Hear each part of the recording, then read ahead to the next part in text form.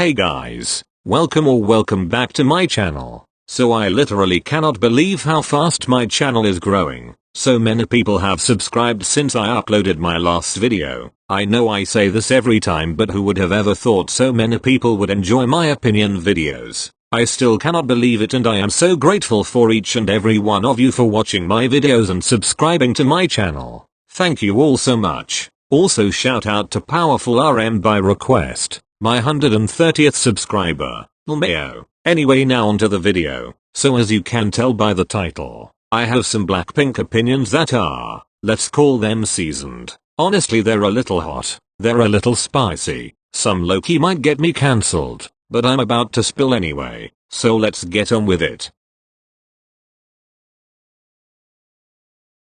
We are starting off strong, omayo. I know people will come at me for this, but hear me out. I like solo better in terms of the actual sound of the song. Like, it was sonically better for me. The EDM part of the chorus in On the Ground really threw me off and just didn't grow on me. I guess that's my bad, because I did low-key have an expectation that as the main vocalist of the group, Rose would release something more vocally dominated. But even then, the whole vibe was too 2014 electropop and nothing special in terms of sound at all. I do prefer On the Ground to Solo in terms of the lyrics and concept, because it is so much more personal to Rosie and you can really feel how much the song means to her. And I am a big lyrics person, so when I'm in my feels this song just really hits. However, Solo is catchier and I still find myself listening to it despite it being older, even more often than On the Ground. I'm not saying Solo is the best song out there, because it definitely isn't. The lyrics aren't revolutionary and sound has generic elements to it,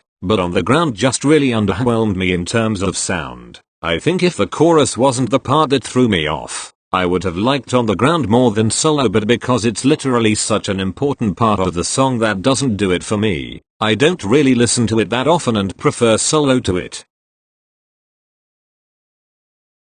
When Jennie's solo came out, literally half the freaking planet was hopping on the Jennie hate train and calling her YG's princess and hating on her for literally just existing. And so of course, she got a ton of hate for being the member that got a solo first. Her solo was released at the worst possible time in her career because of all the hate. Now in terms of the actual release, the song is quite generic and resembles the typical bad bitch image that Jennie is pushed to show as a member of Blackpink. The lyrics were nothing special and did not feel personal or like they really meant anything to Jennie. With Rosie you could really tell how involved she was in her solo, but with Jennie it was so rushed and I am not even sure how much she actually participated in the production of it. Also, she only got one song and Rosie got two, and unfortunately I have a feeling that is all she will get for a solo while she is a part of Blackpink, at least. Because the gap between Jennie and Rose's solo was so large, there isn't much time left for all the girls to get their solo and then let Jennie have a go again. Unless they renew their contract, of course, but unfortunately I feel like unless things drastically improve for them ASAP, that is not going to happen. By the time Jazoo has her solo out, the girls won't really have much time left, so I doubt YG will go for another round of solos for all of them. Jennie really deserved a better solo and she should have been allowed to be more involved in it and release when she felt comfortable. I don't see enough people talking about this and felt like it needed to be brought up. I am not really sure how unpopular this is, but I haven't seen a lot of people say it. When the album first came out I was so hyped because it was their first full album and we got 3 music videos and it was just more content than we have ever gotten from Blackpink at once, so I think that kind of made it feel like, okay, this is the best thing they have ever put out, holy shit. But now months later, I literally don't listen to the album at all. Even a few weeks after it was released, I found myself listening only to Love to Hate Me, Pretty Savage, and How You Like That occasionally. But now, I don't even listen to those 3 songs that often. I am not saying the album was bad, because that is just not true. It is up there in terms of all their releases, and for a first full album, I really think it was amazing. However, for me, it was just too all over the place. The songs all sound so different from each other and there isn't really a theme or any cohesiveness in the album at all. And that kind of made it hard for me to really get into it and stay into it. Square Up on the other hand is the shit. All the songs are bops and to this day I don't skip a single one of them when I'm listening to my playlist on shuffle. They are just the kind of songs that never get old and are super catchy and upbeat, and the album just didn't do that for me.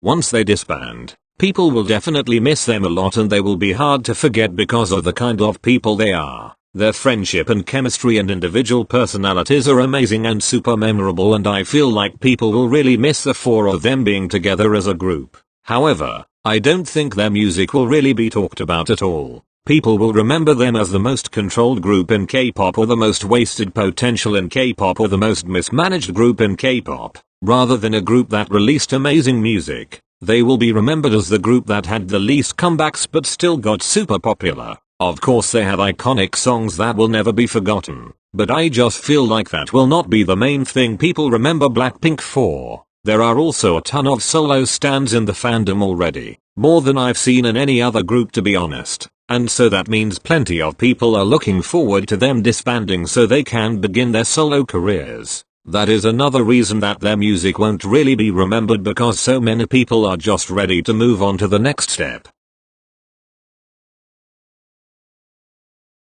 I don't care what anyone says about this, but I will never shut up about this. Blackpink was literally designed to go viral internationally, and they are literally more popular outside of Korea than in Korea itself. 2 members out of the 4 members are foreign and 3 out of the 4 are fluent in English. The whole baddie/girl crush concept they have going on is something that is very appealing to and especially popular in the West. This group was undoubtedly made to cater to an international audience. So why do they have so many instances of disrespecting or appropriating a certain culture or religion? I just don't understand it, and it blows my mind. Like how? And the fact that neither YG nor the girls have ever properly acknowledged or apologized for the incident just rubs me the wrong way. I genuinely don't believe the girls are rude or trying to mock or disrespect anything on purpose. But the fact that there's just silence on their end and they just wait for things to blow over is not right. I am not blaming them, because it is very likely that things are not entirely in their control when it comes to apologies and stuff. But whether it is them or their company, that is how it always appears to be. It's like they know that crazy blinks will shut down people that are rightfully and respectfully calling them out. So they just wait for the incident to take its course and move on. And that doesn't sit well with me.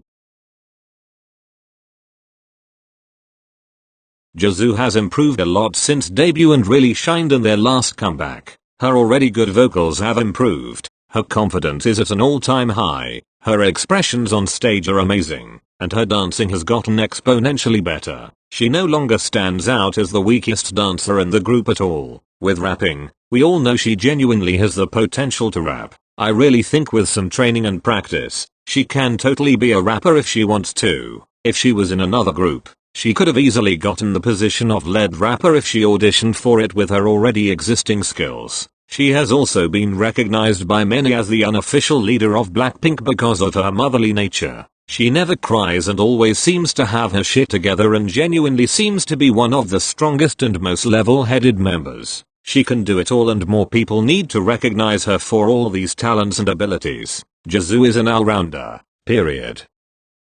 Alright guys, that will be all for the video. Thank you so much for watching. Let me know your thoughts below. I really love reading all the comments. I'm sorry if these opinions weren't that unpopular or spicy enough. LOL, I just went based off of things I haven't really seen on the internet. But who knows, I could be living under a rock. Omayo. If you are new to my channel, I make mostly BTS and Blackpink content and share my opinions on general K-pop related things. So if that sounds like your thing, then I would really love if you subscribed and stuck around. That's all for this one. I hope you enjoyed this video, and see you in the next one.